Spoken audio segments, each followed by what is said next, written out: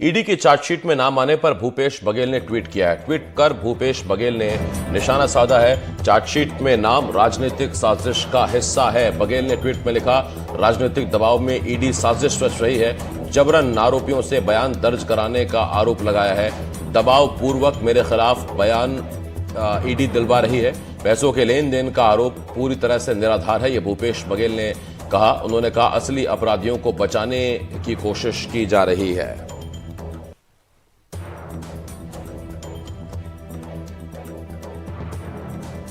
तो बड़ी खबर इस वक्त हम आपको बता रहे हैं, महादेव सट्टा ऐप में चार्जशीट में पूर्व मुख्यमंत्री भूपेश बघेल का नाम आने के बाद अब भूपेश बघेल ने ईडी पर निशाना साधा है और उन्होंने ट्वीट कर कहा है, चार्जशीट में नाम राजनीतिक साजिश का हिस्सा है। राजनीतिक दबाव में ईडी अब साजिश रच रही है। जबरन आरोपियों से बयान दर्ज कराने का आरोप लगाया है। साथ ही उन्होंने लिखा, दबाव पूर्वक मेरे खिलाफ ईडी बयान दिलवा रही है। पैसों के लेन देन का आरोप निराधार है। नीलेश मेरे सहयोगी इस वक्त इस बड़ी खबर पर हमारे साथ रायपुर से जुड़ रहे हैं। नीलेश, क्या था ये पूरा मामला और अब सीएम ने इस पर क्या बयान दिया है? देखिए आसिफ, पहले थोड़ी सी स्थिति स्पष्ट कर दूं कि सीएम का बयान नहीं आया, पूर्व सीएम का जरूर इसमें बयान आया है भूपेश बघेल का। वो भी बयान सोशल मीडिया के जरिए उन्होंने लिखित तौर पर जारी किया है। जो आपने अभी सुनाया वही चीज अभी तक उनकी ओर से प्रतिक्रिया आई है, लेकिन कांग्रेस के तमाम नेता जरूर इस पर लगातार प्रतिक्रिया दे रहे हैं और उनका भी यही कहना है कि बीजेपी के षड्यंत्रकारी एजेंसी के रूप में ईडी काम कर रही है। ये तो उनके राजनीतिक बयान है, लेकिन ये अगर मामले की हम बात करें तो छत्तीसगढ़ में 2018-19 से महादेव ऐप सट्टा ऐप मामले का जो संचालन काफ़ी तेजी से शुरू हुआ था, जिसका संचालन करने का जिम्मा जो अभी तक नाम आ रहे हैं, जिसको ईडी ने भी आरोपी बनाया और संचालक के तौर पर माना है, वो हैं सौरभ चंद्राकर, रवि उपल और कुछ और लोग हैं। इसी मामले में बीजेपी पिछले करीब चुनाव से एक साल पहले की बात है, 2022-23 के शुरुआती समय में, 22 के अंतिम और 23 के शुरुआती दौर में इस मामले में सरकार को आड़े हाथों लेना शुरू किया बीजेपी ने और आरोप लगाने शुरू किए कि छत्तीसगढ़ की जो सरकार है भूपेश बघेल के नेतृत्व में जो काम कर रही है, उसके संरक्षण में महादेव सट्टा का कारोबार पूरा किया जा रहा है। हालांकि जो भूपेश बघेल की ओर से तर्क दिए जा रहे हैं उसमें भी इस बात की सच्चाई है कि सबसे पहले देश भर में अगर कार्रवाई कहीं पे पुलिस ने की हो, महादेव सट्टा ऐप के मामले में गिरफ्तारियां की हो, तो वो छत्तीसगढ़ से ही शुरू हुई थी। और चुनाव तक भूपेश बघेल का ये दावा था कि करीब 150 से ज़्यादा गिरफ्तारियां इस मामले में पुलिस ने की है।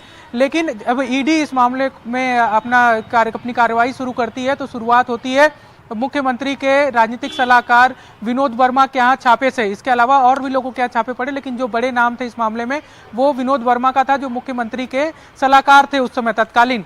उसके बाद से ये चर्चा होने लगी कि अब कभी भी इस मामले में मुख्यमंत्री को भी घेरा जा सकता है। लेकिन नवंबर में जब जांच धीरे धीरे आगे बढ़ती है, चुनाव का समय था, आचार संहिता लग चुकी थी। नवंबर में एक असीम दास जिसका नाम आ रहा है, उसको होटल से, एक निजी होटल से रायपुर के गिरफ्तार किया जाता है। उसके पास एक कार में बड़ी रकम मिलती है और उसके ही इनपुट पर उसके भिलाई स्थित घर पर छापा मारा जाता है। कुल रकम 539 करोड़ रुपए के आसपास होती है।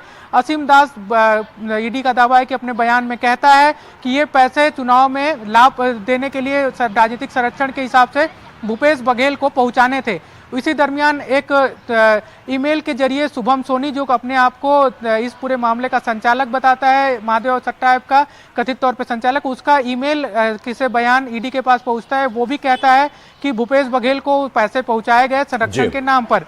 इसके बाद चुनाव के ही बीच में असीम दास गुप्ता का एक लेटर वायरल होता है, जो जेल से वो लिखता है और कहता है कि कोर्ट में जो सबमिट होता है उसमें कहा जाता है कि ईडी जबरियां उससे भूपेश बघेल का नाम लिखवा रही है, वो भूपेश बघेल का नाम नहीं लिखना चाहता था।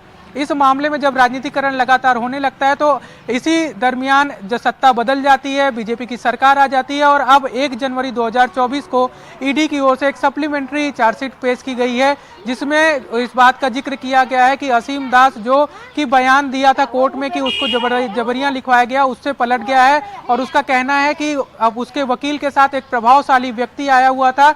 वो प्रभावशाली व्यक्ति के कहने पे उसने कोर्ट में लेटर दिया है, जिसमें उसने ये लिखा था कि भूपेश बघेल का नाम जबरियां लिया जा रहा है। ये सारे तो राजनीतिक घटनाक्रम हो गए आसिफ, लेकिन इसी बीच एक अपडेट मैं जो बता दूं कि अभी कुछ लगभग 15 दिन पहले छत्तीसगढ़ की दुर्ग पुलिस ने एक बड़ी कार्रवाई की इस मामले में। दीपक नेपाली को गिरफ्तार किया, जिसे इस पूरे किंग पिन जो लोग हैं महादेव सट्टा ऐप मामले का, उनका सबसे ज्यादा करीबी बताया जा रहा है। उससे अभी तक ईडी ने पूछताछ नहीं की है, तो क्या ईडी इस पर पूछताछ करेगी, ये भी एक बड़ा सवाल है। और ये जो लोकसभा चुनाव से पहले, विधानसभा चुनाव के बाद अब एक राजनीतिक भूचाल भी छत्तीसगढ़ में फिर से मचने वाला है, क्योंकि आज जब हमारी सौरभ पांडे जो ईडी के वकील हैं उनसे बातचीत हो रही थी, तो उनका कहना था पूछताछ के लिए पूर्व मुख्यमंत्री भूपेश बघेल को भी समन जारी किया जा सकता है।